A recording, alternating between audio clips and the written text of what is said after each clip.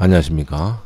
노자 하상공주 5장의 세 번째 한번 보도록 하겠습니다.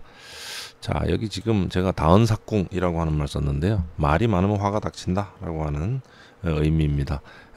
앞에서 지금 천지지간이라든지 뭐 이런 것들 공어에 대해서 얘기를 했었는데요. 하상공주 노자의 5장 같은 경우 마지막에 일종의 교훈담이라고 할 만한 것이 나옵니다. 여기 지금 다언삭궁이라고 할 때 제가 사기라고 읽었어요. 그거는 우리가 흔히 수라고 읽는데 이것을 부사일 때는 사기라고 읽습니다. 그래서 다언삭궁이라고 읽는 거고요. 다언수궁이라고 읽지 않는 겁니다. 자, 어떤 내용인지 한번 보도록 하죠. 자, 여기 보시면은 노자의 원래 원문은요, 다언삭궁 불여수중이라고 했습니다. 자, 다언이라고 하는 것은 말이 많다라고 하는 뜻입니다. 많은 말이라고 하는 것이고요. 그 다음에 삭이라고 하는 건 제가 좀 전에 말씀드렸다시피 이거는 부사라고 했습니다. 그래서 삭이라고 읽는다라고 말씀드렸죠. 궁은 이건 궁하다라고 하는 형용사입니다. 궁하다라고 하는 거 여러분 뭐 방법이 없거나 뭐 등등 할 때 궁하다는 말 쓰고요. 그 다음에 경제 사정이 너무나도 안 좋을 때 그때도 우리가 궁하다라고 하는 말 씁니다. 궁이라고 하는 것은 이것은 끝에 다가간다라고 하는 말입니다. 거의 이제 다 되었다라고 하는 말이죠. 자, 다언삭궁이라고 하는 건 그래서 무슨 뜻이냐면은 많은 말은 자주 궁하다라고 했습니다. 여기 사기라고 읽을 때는 부사고 자주라고 하는 뜻입니다. 자, 이 말은 아마도 이 노자 당시에 유행하고 있었던 속담 같은 것이었을 거라고 판단을 합니다. 자, 이거를 하상공이 어떻게 풀이했는지 한번 보도록 하죠. 다사해신, 다언해신, 국외설거, 필유화환. 여기 지금 크게 두 개로 나눌 수가 있는데 다사다언이라고 했어요. 다언이란 말은 뭐 이 노자 원문에도 나옵니다. 그죠? 다사다난이란 말도 쓰죠. 일이 많다, 많은 일, 즉 일이 많다라고 하는 말이고, 여기 해와 해라는 말이 있는데 해친다라고 하는 뜻입니다. 원래는 해롭다라고 하는 형용사인데 뒤에 신과 신이라고 하는 말, 즉 명사가 나오기 때문에 이 해라고 하는 말이 형용사에서 타동사로 바뀌는 타동사화가 일어났어요. 그래서 해롭다에 해당하는 형용사 해롭다에 해당하는 이 타동사는 해치다라고 하는 말입니다. 자, 많은 일은 신을 해친다. 여기 신이라고 하는 신명하고 같은 거죠. 오장신도 얘기했는데 오장신도 역시 신이라고 합니다.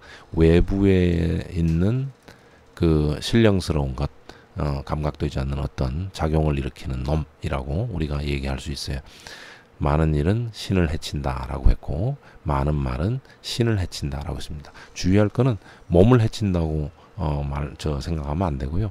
이것은 생명이죠. 말이 많으면 쓸데없는 말을 해가지고 잘못하면은 그 죽일 수 있는 어떤 능력, 권한을 가진 놈한테 잘못 걸리면은 자기 목숨, 생명이 달아날 수 있으니까 그래서 다언해신이라는 말을 쓴 겁니다. 신이라고 하는 게 생명이라고 제가 말씀드렸는데 앞에서는 제가 뭐라고 했냐면 정체, 영혼 등등 이런 정신적인 것이라고 제가 말씀드렸어요. 제가 좀 전에 성기라고 하는 거 요 앞에 즉 뭐 숨이라고 하는 거 말씀을 드렸는데 그것과 같은 게 바로 이 신이라고 할 수 있습니다. 그게 이제 하상공이 생각하는 신의 개념이에요. 자, 그래서 일이 많으면 신명을 해친다. 필요합니다. 신명을 해치면. 그 다음 다언, 해신이라고 했는데 말이 많으면 그러면은 생명을, 목숨을 해친다. 잘못하면 죽을 수 있다 이 말입니다. 이 정도에서야 뭐 필요한 걸로 끝나는 것 같지만 사실 그건 아니고 신이라고 하는 게 없으면 이 신이 존재할 수가 없습니다. 이 신과 신은 지금 발음도 같죠, 그죠? 현대 중국의 발음도 같습니다. 사실 이 신과 신은 같은 거라고 여기시면 돼요. 하상공에서는. 다른 데서는 이거를 같은 거로 여기면 안 되는 경우가 많습니다만 하상공에서는 이렇습니다. 조심스럽습니다만 제가 생각할 때는 고대 중국인들, 즉 하상공이 한나라 때 사람인데 적어도 이 진나라 통일 이전에 선진시대 같은 경우에는 이 신과 신은 동일한 거로 여겨진 경우가 많았습니다. 이게 기본 개념입니다. 그래서 이 신자를 우리 육신을 가리키는 말로 이해를 해야 될 경우도 있지만 그런 사람들 그렇게 이해하는 것보다는 지금 여기한 생명, 정체, 영혼이라고 이해하는 것이 올바릅니다.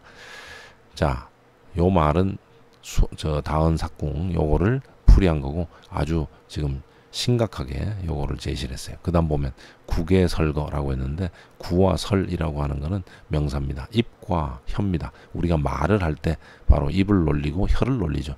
그 혀를 놀린다라고 하는 표현 쓰는데 개와 거, 입을 연다. 이 동사 개, 거, 든다. 혀를 든다는 것이 바로 놀린다라고 하는 말이에요. 그래서 입을 놀리고 혀를 놀리다라고 하는 문장입니다. 주어수로 주어서래요. 필유화환이라고 했습니다. 필, 부사입니다.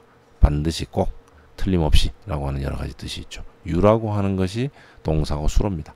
그래서 반드시 생긴다라고 하는 말이고 화환이라고 했어요. 화, 재앙이고요. 환, 근심입니다.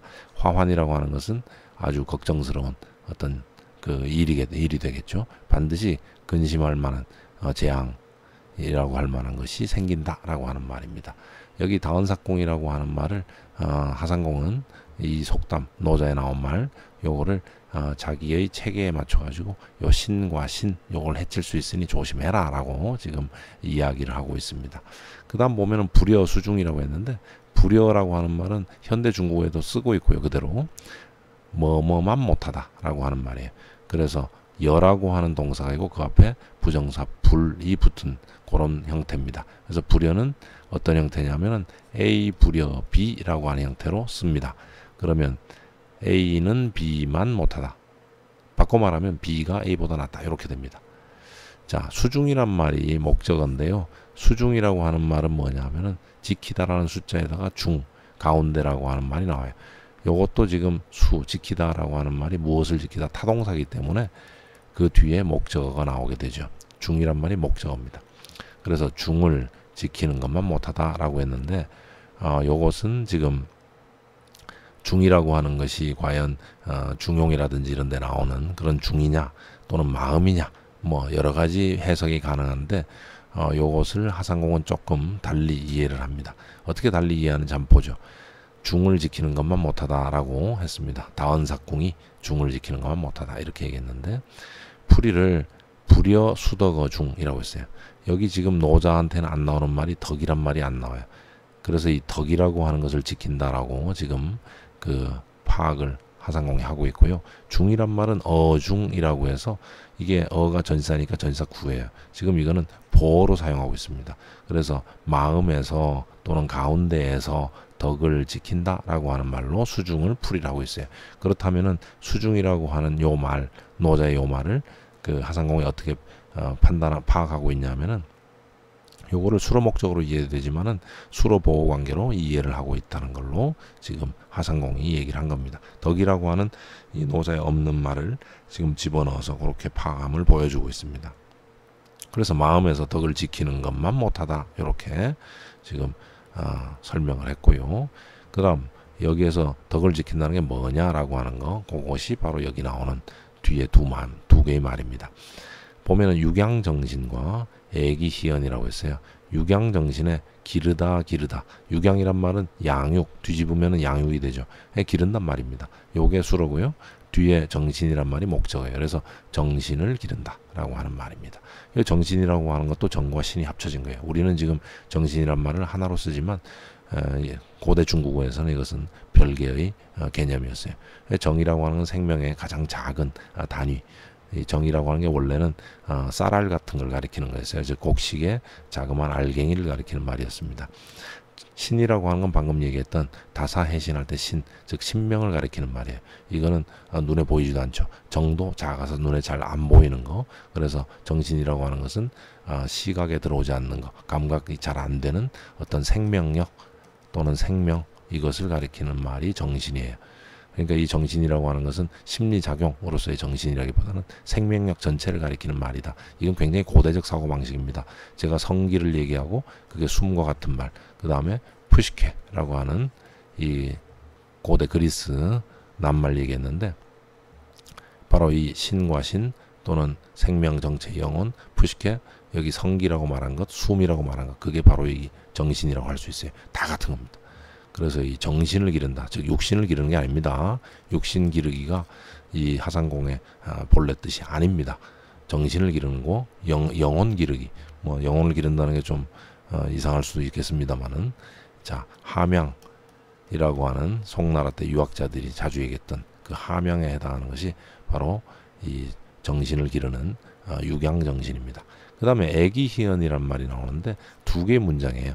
여기 애가 동사이고요. 아끼단 말입니다. 기라고 하는 말 성기하고 같죠. 예, 성기하고 같은 말입니다. 기를 아끼다 라고 하는 거, 성기를 아낀다고 해도 되겠어요. 즉 생명을 아낀다, 숨을 아낀다 이래도 되겠습니다. 숨을 아낀다라고 하는 식으로 이해를 하게 되면은, 그러면 이제 도교에서 얘기하는 수양법하고 관련이 되겠습니다만은, 기본적으로 숨을 아끼는 것은 뭘 하기 위해서냐면 바로 정신을 기르기 위해서, 즉 생명력, 생명, 정체, 영혼을 기르기 위해서입니다. 자, 희언이라는 말이 나오는데, 희는 드물다라는 뜻이고요. 원래 형용사입니다. 언이라고 하는 것은 이건 말씀 등등의, 이건 동사도 명사도 됩니다. 여기서는 명사로 사용하고 있어요. 애기가 수로 목적어, 희언이 역시 수로 목적어입니다. 희가 드물다는 형용사라고 했는데, 역시 이 말도 형용사가 타동사로 바뀐 타동사화가 일어났습니다. 그래서 말을 아끼다 라고 하는 말이 됩니다. 말을 드물게 한다, 즉 말을 아끼다 이렇게 됩니다. 기운을 아끼고 말을 아껴라 이 말입니다. 여기에서 지금 육양정신, 애기희연, 즉 정신과 기, 그 다음에 언 이런 것들을 기르고 아껴라 라고 하는 구체적인 어떤 수양법에 대해서 하상공이 이야기를 해주고 있습니다. 여기에 지금 주제는, 말하자면 5장의 주제는 숨이라고 그 하상공이 이야기하고 있네요. 그래서 교환체계가 아니고요. 교환체계가 아니라는 것은 주고받고가 안 된다는 거예요. 주고받고가 안 된다는 것은 소모될 수 있다, 소모되는 것이다 라고 하는 얘기고, 소모가 끝이 나면 더 이상 이제 움직일 수 없게 되는 지경이 되면은 이제 소진되었다 라고 얘기할 수 있죠. 그러니까 소진해서는 안 된다 라고 얘기를 하는 겁니다. 소진해서는 안 된다는 거의 구체적인 방법이 바로 앞쪽에 나오는 것들 있죠. 앞쪽에 뭐가 나왔었냐면은 바로 소진시키지 않기 위해서는 감정과 욕망을 제거해야 되고, 그리고 그 재미를 조절해야 되고, 무엇보다도 오장을 깨끗하게 해야 된다 라고 하는 거, 이게 구체적인 방법으로 제시한 것입니다. 자, 오늘 우리가 여기에서 다언삭공에 대해서 한번 알아보았습니다. 감사합니다.